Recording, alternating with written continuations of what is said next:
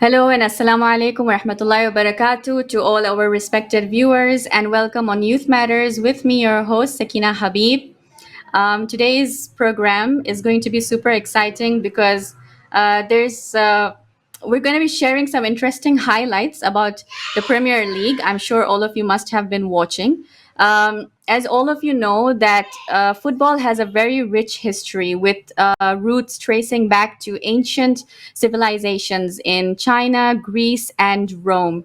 Now, the first modern football clubs were established in England in the mid 19th century, and the Football Association was founded in 1863, introducing standardized rules and regulations.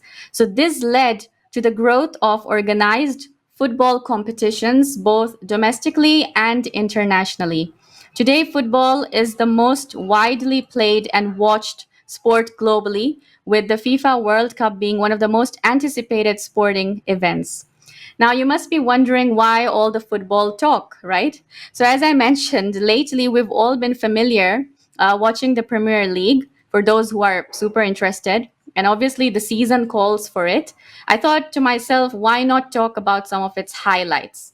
And if you remember last year, I had an amazing conversation on the World Cup 2022 that took place in Qatar with my guest brother Rohail, where he took us on this amazing journey to Qatar, and he described how everything went, and we spoke about some main guys like Cristiano Ronaldo, Messi, of course, who stole the limelight, Kylian Mbappe, and other brilliant players.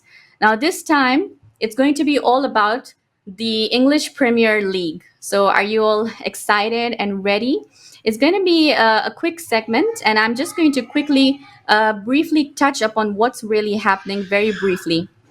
Now, if we look at Manchester City, can Manchester City win four English top flight titles in a row?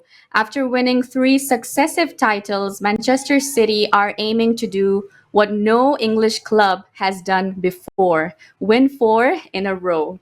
And when it comes to Liverpool, so with competition so fierce in the Premier League, Liverpool could not have dismissed the fact that winning the Europa League is a second opportunity to qualify for the Champions League. Winning often begets winning, right? And we all know that this team knows it all too well.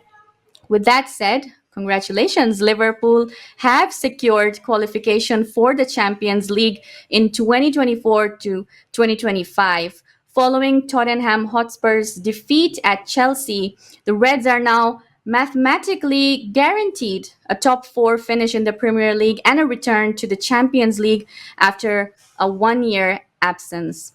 If we look to Chelsea, Mauricio Pochettino is in the dugout in the Premier League once again, this time spearheading the revolution at Chelsea. Last season, Chelsea's top scorer was Kai Havertz with seven Premier League goals. They only had three players score at least four league goals all campaign in Havertz: Raheem Sterling, six, and Joao Felix, four. The season before that, their top scorer was Mason Mount with 11. A year earlier, if you remember, their top scorer was Jorginho with seven. And in that time, Chelsea won the Champions League and twice finished in the Premier League's top four. This isn't a club that needs an out and out goal scorer for success. Even so, they definitely need more goals and better performances up front than they had in a disastrous last year, 2022 to 2023, when they scored only 35 non penalty goals in their 38 games, and finished 12th. So the overhaul of attacking players at Stamford Bridge has been stark, and they have a remarkable amount of talent in their squad now. But that was the case last season as well, though, and goals were extremely hard to come by. So, what can we expect from Chelsea in an attacking sense this season? Manchester United, Eric Ten Hag made strides in terms of building something of a team identity and getting the best out of key players last season at Manchester United, ending a 6 year trophy drought and getting them back into the UEFA Champions League in the process. But the Premier League stands still for no man. I would like to stop my conversation here and leave some of the surprising bits for later on. So I would like to now introduce my guest, who will be giving us more, insight into the Premier League updates and, of course, football in general. Must I add that she's a very interesting person whom I really get inspired from. She's an A level student and she loves watching sports, especially football and Formula One. Like, can you believe it? The combination is amazing. And also, she, in the future wants to excel in sports commentary and is just super passionate about football. And also, to add, she's a madrasa teacher who participates in community services. So, without much further ado, let's welcome my guest, Sister Sajida Sharif.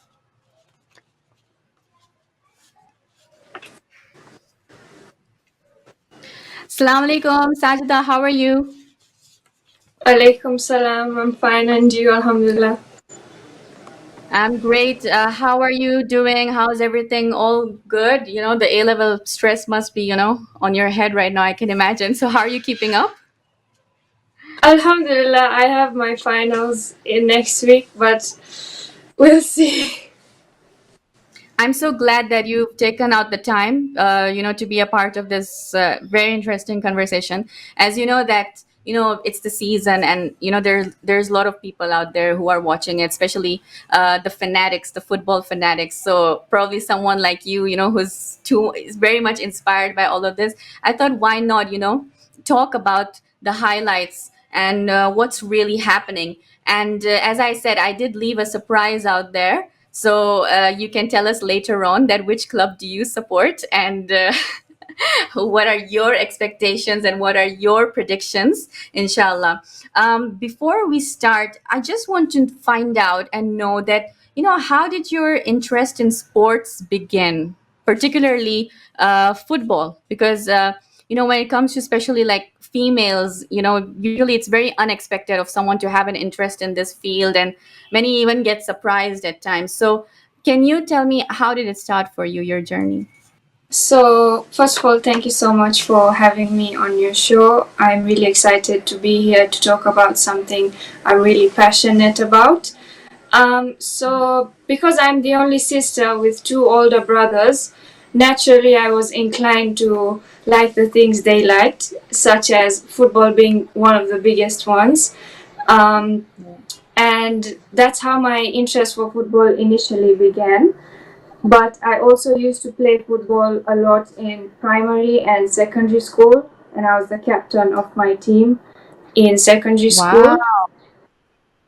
Okay. Yeah, That's so amazing. but I'd say that my mother is my biggest supporter because there weren't really any opportunities for girls, especially Muslim girls, to play football. So she really fought really hard and she made her own club just for me to play football. But I'm really happy that nowadays football is on the rise, especially for Muslim girls. So it makes me really Yeah. happy. However, for watching football, I started watching football in 2018 when it was the World Cup.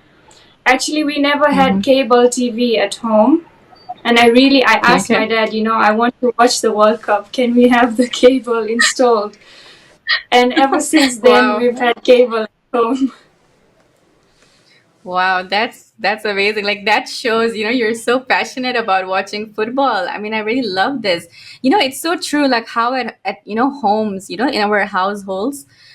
So usually we think, okay, it's just our dads and our brothers who are like glued to the TV when the football is playing in the background. But even us females, like because we're there in the background, so like we're watching it, we know what's happening. And what I really find interesting is the way how they react, when there's like that goal, and you see them like screaming and you just wonder like what happened, so even for me, like my dad, he's like very passionate when it comes to football. In fact, he's played on the fields very professionally as well. So I remember from childhood, like I've been watching him, watching football all the time. And he would watch it in on the Italian channels because My father knows how to speak Italian and he understands. So he loves watching it in that language. And I still remember, like every time, the way they do this commentary and everything, the way they announce the goals and stuff. I remember it used to be like so loud in our house and everything. And that's how even we got used to it somehow. And it was pretty interesting. Like I remember my mom telling me all the time, like, why do men run around this ball? Like, it's just a ball, but everybody's just running around it. It's like such a crazy thing, but it's like, it has a lot of meaning to it when you start analyzing, when you sit, talk about it and everything. So that's how I think, it grows and has a memory in every household. I love how it your journey started off with that. Now, how did the combination of Formula One come into this? Can you like tell me a little about that? So I discovered Formula One on YouTube, and I was really interested in it. I started watching it about 2 years ago, and Oh, I'm a big Lando Norris fan, and I'm really excited for the race on Sunday. So we'll see. Hopefully, if he wins. yeah, But yeah, exactly. I think now the pressure is really on the head, and everybody's really waiting to find out and so eager to find out who's going to win the final title race. Very true. So, Sajid, I would like you to now tell everybody, which club do you support? I'm a Ghana. I'm an Arsenal fan, and Okay. actually, the story of how I started supporting Arsenal is kind of Mhm. interesting because, like I said, growing up, I was influenced by my brothers, and my brothers are huge Man United fans. So growing up, Yeah. I was also a United fan because I didn't know any better. And then when I Okay. went to and then I went to the Emirates Stadium, which is home to Arsenal, and I was like, Yes. this feels like home. And I switched teams. Wow. Oh my God. I can't believe this. Wow. That's just fantastic. Like how, you uh, get attached to a club when you have your own personal journey to it. That's brilliant. So tell me what leagues, like there are so many different leagues around the world, right, Sajida? For example, you've Yeah. got the UFA Cup. In France, you've got the Ligue 1. We have the Bundesliga in Germany. In Italy, you have the Syria, the Spanish La Liga. And now we're seeing this amazing new splash. Like there are a lot of new countries now that are promoting football, and the best example is of Saudi Arabia. You can see, they're promoting the Saudi League. In fact, they've bought so many amazing superstar names, such as Cristiano Ronaldo, who's playing for Al Nassr. You've got Neymar Jr. He's playing for Al Hilal. You've got Firmino for Al Ahli. Karim Benzema for Al Ittihad. But just yesterday, I was reading that he's back to Real Madrid. Even after his injury and everything. So yeah. So the question is that which one do you prefer to watch at its best? Is it the English Premier League, and why? So I mainly follow two leagues. The first one Okay. is the English Premier League, which is Mhm. men's English football. And I watch the Yeah. Women's Super League, which is women's English football.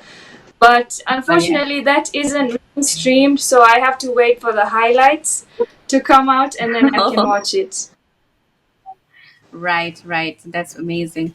Now, tell me, Sajida, from your point of view, in this season, which teams did well in the Premier League? If you can just give me an overall highlight, and what were your predictions? What are your predictions?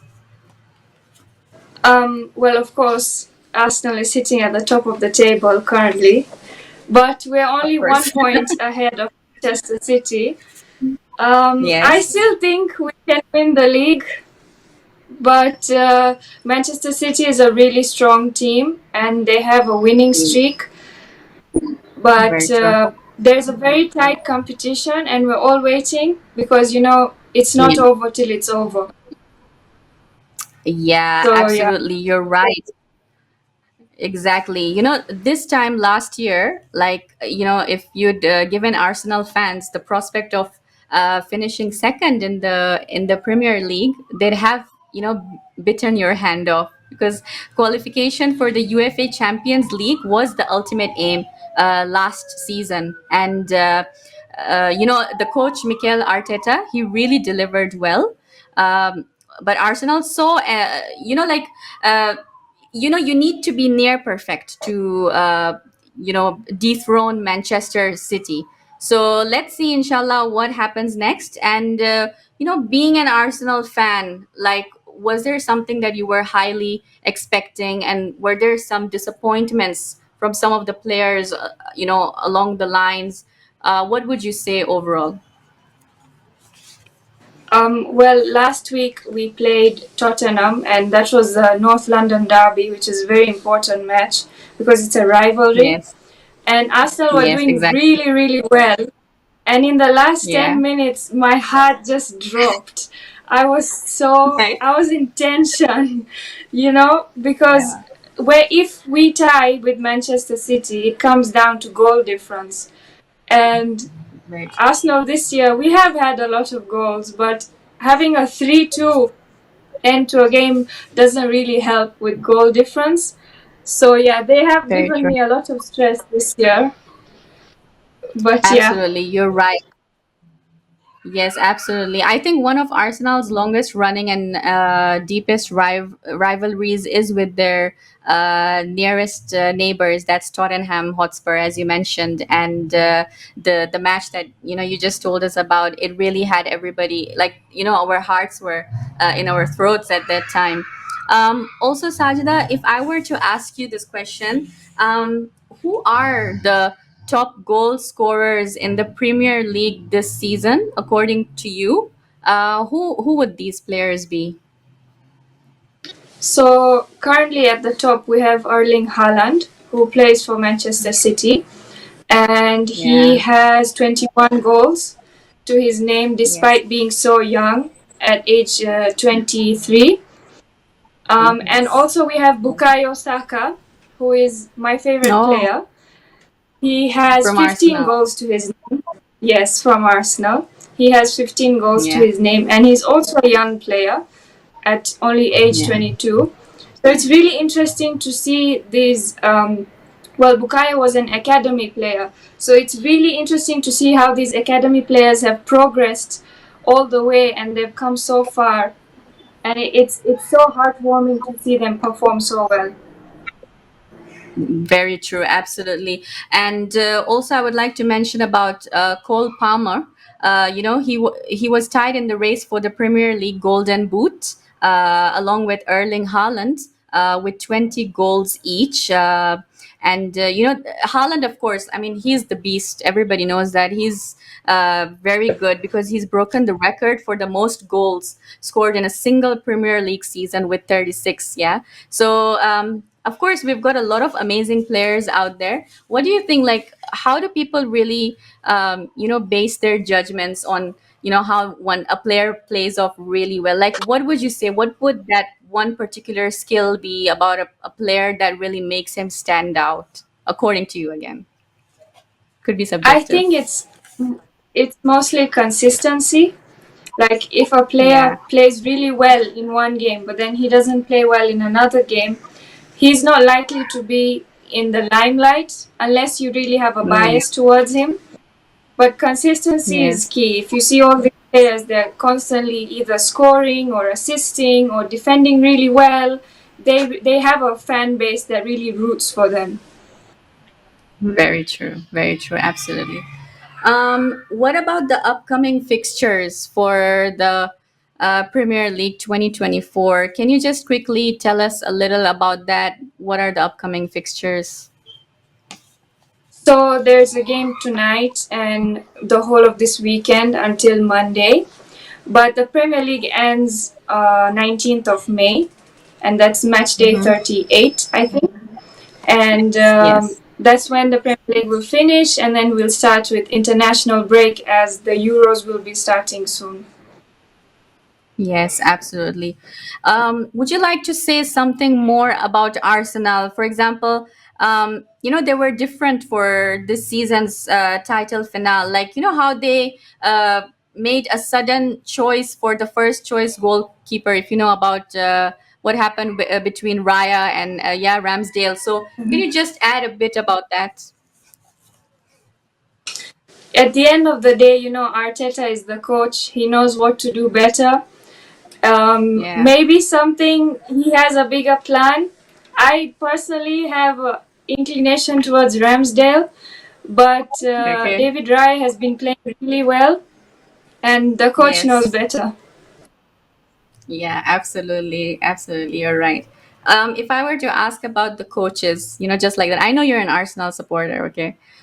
And of course, you would definitely say Mikel Arteta is a very good coach. But like, if I were just to ask, based on how a coach should be very strategic and how to, prepare his players and put them out on the ground and give them the right guidance and all, who would you say comes like first, second, third, just like that? This I may sound like a traitor, but I think Yeah. I think Jurgen Klopp, the Yeah. manager for Liverpool, is really Yeah. good at what he does. Everybody makes True. mistakes, but I feel like Klopp has a really good rep with his players. They really have a good Yes. relationship with him, and he has been performing, and it's going to be really sad to see him go at the end of this season. But as well, we have to Yeah. see what's next for Liverpool with their new manager, whoever it may be. They're suggesting Arne Slot, but let's see how he does well. And you're absolutely right. Jurgen Klopp is an amazing coach. It's like he's very genuine in what he does. He's very passionate, and these players, the way it's like, how you make someone shine like a diamond. That's what he's done for all these players. He's put in all his effort for them. I was just a bit, I don't know, like, you can say a little disappointed by the famous Mo Salah. I think we were hearing some rumors that I think he's getting attracted to the Saudi league, and I don't know, Saudi people are offering him a lot of, stuff. So I'm not sure if he's actually going to go for it, but so many fans out there and so many commentators are saying that it would be like, he's betraying Klopp because Klopp has done so much to put him out there on the field, and he doesn't deserve this. What are your views on that? For me, to be honest, I don't really keep up with transfers or transfer window rumors or gossip because I feel like I'll hurt my own feelings if a player from my team decides to go. So, to be honest, I can't really comment on that. Okay, fine, no problem. Sajida, I have one more question for you, and that is that in what can you expand on your interest in sports, specifically football? Well, I think that sports journalism is a really interesting field. And, well, my friend and I are looking to launch a sports blog, which will be coming in June, inshallah. And that's Wow, I where didn't we know will that. be analyzing. Oh my God, that's news to me. That's amazing. I'm so proud. So, Well done. so we're there on Instagram, looking to launch on Okay. June. We're called Grid Grass Green. If anybody would like to Okay. support us, so we will be Definitely. looking into analyzing football games and talking about Formula One races. And I think this is a really good opportunity for me because it will expand my knowledge in this field. And with technology, I can commentate on these games from the comfort of my own home. I don't need to travel, I don't need to do anything. And that's a really big advantage for me, especially as a student. So Yes. I'm really excited to see where this new venture will take us. Brilliant. I'm looking forward to it. I'm already super excited. And I think, it will really lead you somewhere far because when it comes to sports journalism, it's something that's super demanded. I remember when I was doing my journalism studies, I was told that, there are different categories of journalism, but sports commentary stands at the top, because even when it comes to payment wise, like, this is the highest paid, you can say, job in the industry. And there's so much that you learn from, and you interact with these amazing players, with these amazing people. There's so much into it. So I wish you all the very best. And I just want to add about a bonus point. It's very good to be multilingual when it comes to sports commentaries. Like, if you have a command in English and one, two other languages, then it just adds more value. Like, for example, I love watching football matches even in Arabic language, and their style is so different. The way they comment, like the Arabs, the way they do it, and if you see Arabic the commentary is British, the best. Yeah, it's the best. Arabic commentary. Go, it's like super amazing. So absolutely, you're right. And they all have their own way of doing it. The style is so amazing. So when we even listen to those commentaries, it really gives us a picture of how the player actually played on the field. And there are those emotions coming out from the guy, like you actually feel, oh, he's really feeling for this one. So yeah, that's really true. Okay, Sajida, we're coming towards the end of our segment. And I am so happy that you joined me today. Honestly speaking, this is amazing. This is one of the best, I think, conversations that I've had. I want to thank you for your time. Is there anything that you would like to share with the viewers before we wrap up the program?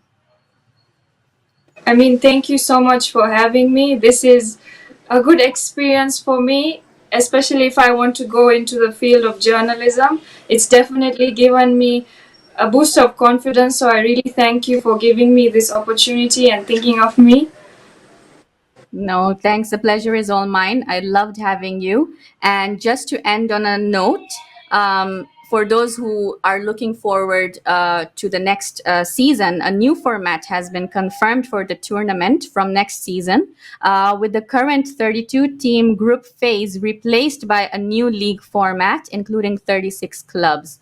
So each side will play 8 matches this time against 8 different teams, 4 at home and 4 away, between September and January. And the top 8 finishers in the league phase advance directly to the last 16, while sides placed 9th to 24th will contest two-legged playoffs to reach the knockout stage. So for those who are looking forward, of course, this is just an additional knowledge that we're adding. And of course, keep watching football, enjoy the highlights, keep sharing and all of that. And please do support Sajida's upcoming blog that she's going to be introducing. I think this is an amazing initiative, and wish you all the very best. Thank you very much. This is your host, Sakina Thank you so Habib. I would much. like to take I would like to sign off, and please do give us your comments and your feedback about how you enjoyed today's program. Thank you very much. Wassalamu alaikum wa rahmatullahi wa barakatuh.